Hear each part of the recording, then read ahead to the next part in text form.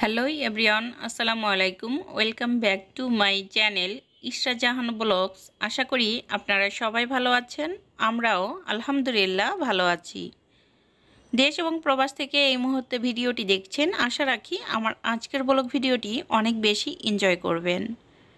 আজকের ব্লগ ভিডিওটি আমি মূলত শুরু করছি সকাল 11টা থেকে। আর মেয়েকে যে স্কুল থেকে আনার পথে যে সবজি বাজারে চলে আসলাম বাজার করার জন্য। তো বাজার করে এখন কিন্তু এই যে মেয়ে জিলাপি খাবে, তো জিলাপি খুবই পছন্দ করে ছোটবেলা থেকে। তো এখন ইশামণিকে জিলাপি কিনে দিব, এক পিস জিলাপি খেয়ে তারপরে বাসায় যাবে। তো মাঝে মাঝে যেহেতু ইষ্টামণিকে জিলাপি কিনে দেই, এই জন্য এক পিস করেই কিনে দেই। ও গরম গরম জিলাপি খেতে কিন্তু বেশ পছন্দ করে। তো এই যে দেখতেই পারছেন জিলাপি কিন্তু দোকানে ভাজা হচ্ছে। এইদিকে এই দোকানদার ভাইয়াটা কিন্তু ইষ্টামণিকে মানে একই রকম দেখতে একটু সাইজে ছোট সেই জিলাপিটা দিয়েছে। ওইটা কিন্তু ইষ্টামণির পছন্দ হয়নি, এই জন্য ইষ্টামণি কিন্তু এখন এই যে দেখাই দিচ্ছে যে আমি এই জিলাপিটা নেব, আমাকে এই জিলাপিটা দেন। তো গরম গরম জিলাপি খেতে কিন্তু ইষ্টামণি বেশ পছন্দ করে। আর এখন কিন্তু আমার সাথে গল্প করতে করতে জিলাপিটা খেয়ে নেবে। স্কুল থেকে ফেরার পথে তো বাজার করে নিয়ে এসেছি, আর যেহেতু সবজি বাজার করে নিয়েছি, সবজি কিন্তু একটু ভারী ছিল। আর এই দিকে আমি কিন্তু রুমগুলো সব গুছিয়ে গিয়েছি। আর তোমাদের ভাইয়া দেখো এখনও পর্যন্ত ঘুমিয়ে আছে। তো আমি বলতেছিলাম যে মহারাজা ঘুমিয়ে আছে, তো ইষ্টামণি তুমি ডাক দাও। তো ইষ্টামণি তার বাবাকে ডাক দিয়েছে। আর এখন আমি কিন্তু তাদের জন্য যে নাস্তা তৈরি করে রেখে গেছি, রুটিগুলো মানে আমি রেখে গেছি। আর এখন এই যে গরম গরম ডিম পোস্ট করে দেব। আর এইদিকে ডিম পোস্ট করতে যেয়ে ভাই কি একটা অ্যাক্সিডেন্ট হয়ে গেল। অনেক সময় দেখা গেছে অ্যাক্সিডেন্টগুলো হয় যেগুলো আসলে ক্যামেরাতে তুলে ধরি না, কাটসাট করে ওগুলো বাদ দিয়ে দেই। ভালোটাই দেখানোর চেষ্টা করি, কিন্তু ভিডিওর বাহিরেও আমাদের কিন্তু অনেক ধরনের সমস্যা হয় যেগুলো আসলে আপনাদের দেখতে ভালো লাগবে না, এই জন্যই কিন্তু কাটসাট করি। তো এইদিকে এই যে সকালে নাস্তা করে নিচ্ছে। আজকে সকালের নাস্তাতে ছিল রুটি, আলু ভাজি, ইসামনি ডিম পোস্ট দিয়ে খাচ্ছে। আর এদিকে কিন্তু সফেদা ছিল আর খেজুর। এর আগে কিন্তু দুজনেই খালি পেটে কিন্তু মধু খেয়ে নিয়েছে। তো এখন বাপ বেটি দুজন মিলে এই যে নাস্তা করতেছে। আর আমি তো যাওয়ার আগে মানে ইষ্টামণি স্কুলে যাওয়ার আগে নাস্তা করে নিয়েছি। তো এদিকে আমাকে ইষ্টামণি বলতেছে তুমি একটু খাও। তো আমি বললাম যে না, আমি তো খেয়েই নিয়েছি।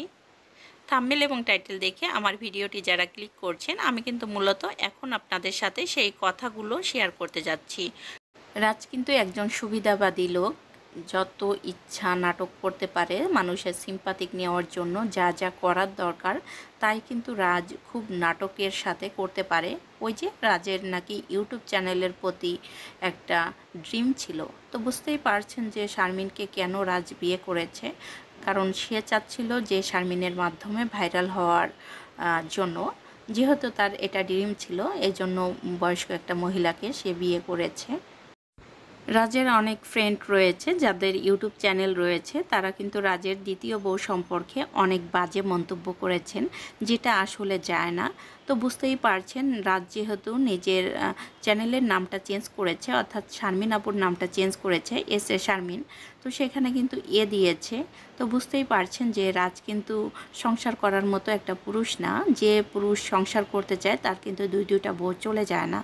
তো এখন কিন্তু এই যে 3 নাম্বার বউটা নিয়ে টানা হেস্টার মধ্যে আছে, যেহেতু মই মুরব্বীরা গুছিয়ে দিয়ে গেছে, এজন্য মূলত রাজ সেই কথা রাখার জন্য জাস্ট শারমিনকে মেনে নিয়েছে। কিন্তু মনে প্রাণে সে শারমিনকে কিন্তু মন থেকে একেবারে ডিলিট করে দিয়েছে, কারণ সে চাচ্ছিল যে ভাইরাল হওয়ার জন্য। সে তো মোটামুটি ভাইরাল হয়ে গেছে, তো এখন আর শারমিনকে প্রয়োজন নাই। এটা কিন্তু মূলত রাজের কথার মাধ্যমেই বোঝা যায়। তো আপনারা কিন্তু বুঝতেই পারছেন। আজকে কিন্তু আমি আপনাদের সামনে রাজের দ্বিতীয় বউ সম্পর্কে অনেকগুলো কথা বলবো, যেগুলো আপনারা প্লিজ মনোযোগ সহকারে শুনবেন। রাজের দ্বিতীয় বউ কিন্তু রাজকে ভালোবেসে দুজনে একসাথে বিয়ে করেছে, যেটা ফ্যামিলির কেউ জানে না। পরবর্তীতে ফ্যামিলির মাধ্যমে যখন জানাজানি হয়ে, তখন কিন্তু রাজের বড় ভাই এটা মেনে নিয়েছিল ওদের বিয়েটা। পরবর্তীতে কিন্তু দুই ফ্যামিলি আনুষ্ঠানিকভাবে এই বিয়ের কাজটা সম্পূর্ণ করেছিল। রাজের যেহেতু প্রথম বউটা চলে গিয়েছিল, রাজ কিন্তু অনেক দিন ধরে একা ছিল। আর একা থাকার কারণে রাজ কিন্তু এই মেয়েটার প্রেমে পড়ে যায়, অর্থাৎ দ্বিতীয় বউয়ের প্রেমে পড়ে যায়। তারপরে কিন্তু এই যে বিয়ে করেছিল, কিছুদিন সংসার করার পরে তাদের ঘরে কিন্তু একটা রাজকন্যা এসেছিল। আর রাজকন্যা মূলত এসেছিল ওই যে রাজ প্রথম ভালোবেসে বিয়ে করেছিল, তখন কিন্তু রাজের দ্বিতীয় বউ প্রেগনেন্ট ছিল, আর ফ্যামিলি যখন মেনে নিয়েছিল তখন কিন্তু সে 4 মাসের প্রেগনেন্ট ছিল। তো বিষয়টা আপনাদের সাথে আমি পুরোপুরি খোলাসা করলাম। যেহেতু রাজের ফ্রেন্ডরা, কাছের ফ্রেন্ডরা অন্য একজনের অপবাদ দিবে, এটা কিন্তু স্বাভাবিক ব্যাপার। আর আপনারা চাইলে আমি কিন্তু রাজের দ্বিতীয় বউকে নিয়ে ভিডিওর মাধ্যমে অবশ্যই চলে আসব, আর তখন কিন্তু তার মুখ থেকে রাজের ব্যাপারে বিস্তারিত আপনারা জানতে পারবেন। আমি যতটুকু জানি ততটুকুই আপনাদের সাথে কিন্তু এই যে শেয়ার করেছি।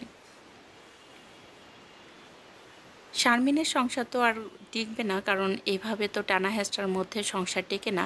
রাজ কিন্তু শারমিনকে মন থেকে একেবারেই ডিলিট করে দিয়েছে। রাজ হচ্ছে পরনারীতে আসক্ত।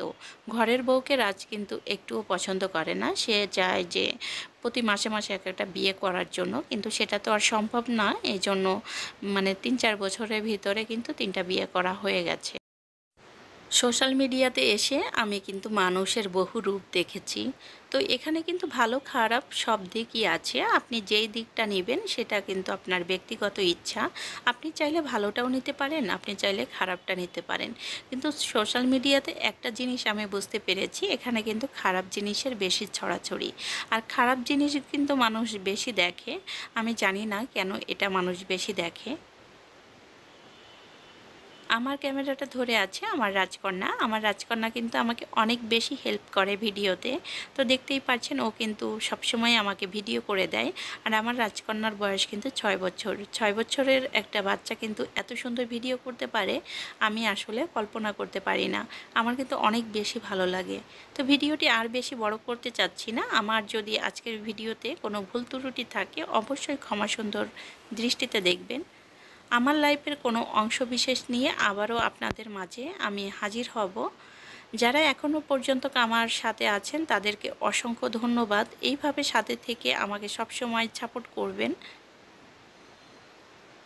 আজকের মতো বিদায় নিয়ে নিচ্ছি। ভালো থাকবেন, সুস্থ থাকবেন, আমার পরিবারের জন্য দোয়া করবেন। আজকের মতো আল্লাহ হাফেজ।